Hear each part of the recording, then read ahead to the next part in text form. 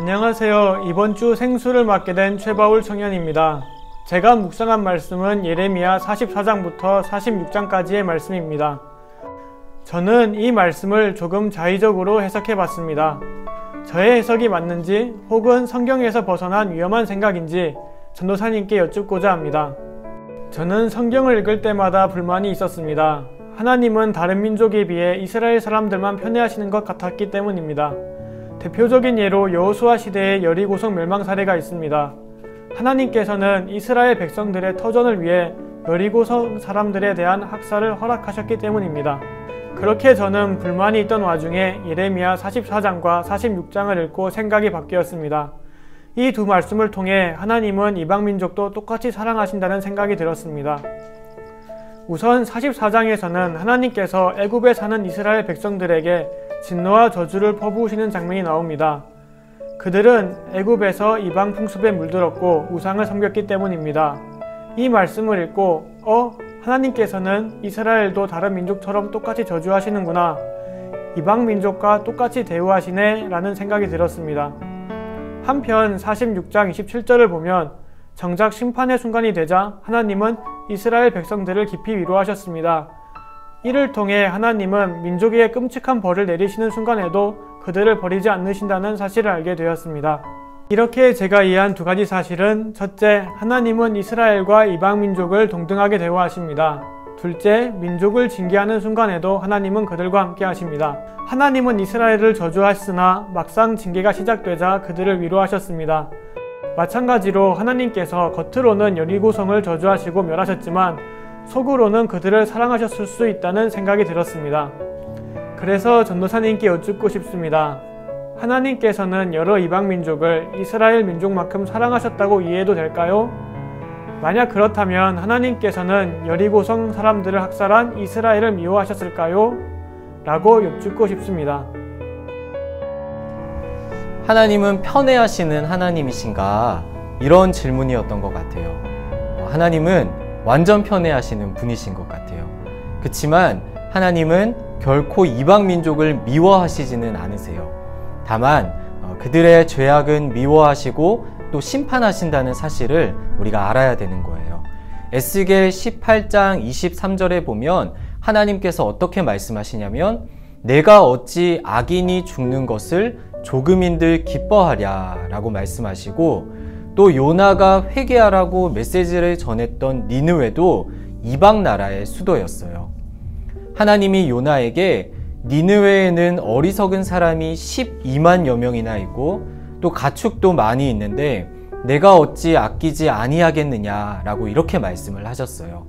그렇게 성경 곳곳에서는 하나님께서 이방 민족을 미워하시지 않는다는 그런 증거들이 있습니다. 그럼에도 우리가 특별히 구약 성경을 읽다 보면 굉장히 잔인무도하고 또 무자비한 하나님의 모습을 참 많이 발견할 수가 있는데, 이것은 결코 이방 민족을 미워하셔서가 아니라 죄에 대한 하나님의 의로우신 성품이 드러나는 거예요. 이것을 우리는 하나님의 공의라고 이야기를 합니다. 그런데 말씀을 읽다 보면 이상한 점이 유독 하나님이 이스라엘 백성들을 사랑하신다는 사실입니다. 왜 하나님께서는 이스라엘 백성을 유독 사랑하셨을까? 성경을 읽어보면 이스라엘 백성들은 결코 이방 민족보다 더 낫지 않습니다.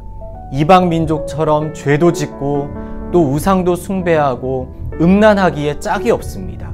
그런데 하나님은 참 많이 이스라엘 백성들에게 인내하시고 또 회복시키시고 또 사랑을 베푸시기까지 합니다. 이것이 하나님의 편애라고 저는 확신할 수가 있어요. 하나님의 이방 민족을 향한 심판은 죄에 대한 하나님의 당연하고도 마땅한 성품일 뿐이지 그것이 핵심 메시지가 아닙니다. 그럼에도 불구하고 하나님께서 이방 민족을 심판하는 그 스토리가 너무나도 강렬하고 또 때로는 잔인하기까지 해서 우리의 마음이 그 사건 자체에 쏠릴 때가 굉장히 많습니다. 하지만 우리가 말씀을 볼 때 집중해야 하는 것은 강렬한 사건 그 자체가 아니라 그 말씀에 담겨져 있는 진짜 하나님의 마음에 우리는 집중을 해야 하는 겁니다. 구원받을 자격도 없고 또 가치도 없지만 나의 편애적인 사랑으로 이스라엘을 택하였다. 마땅히 진멸받아야 하는 그 인생들 내가 은혜로 건져 올렸다.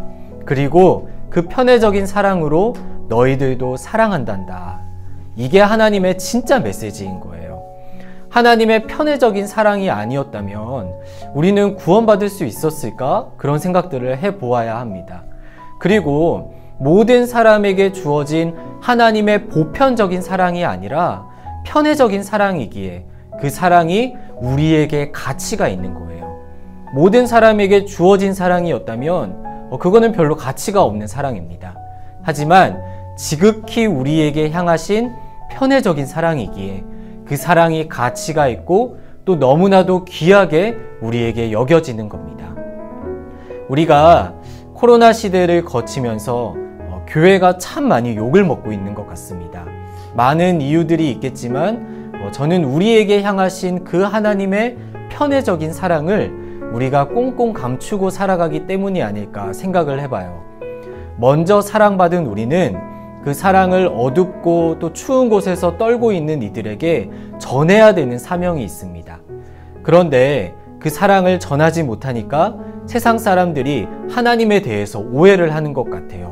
하나님은 불합리한 분, 몰상식한 분, 또 비이성적인 분, 마치 우리가 구약 시대의 하나님을 무자비한 하나님으로 오해하듯이 그렇게 세상도 우리 때문에 하나님을 오해하는 거죠.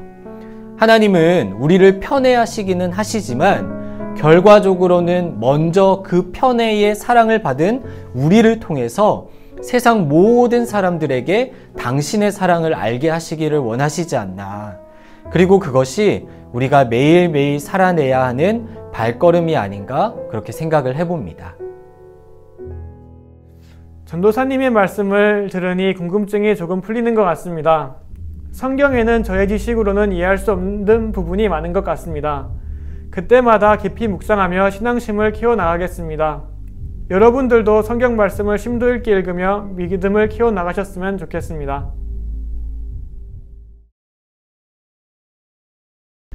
네, 이렇게 이번 주 생명의 삶 수요 묵상이 끝났습니다.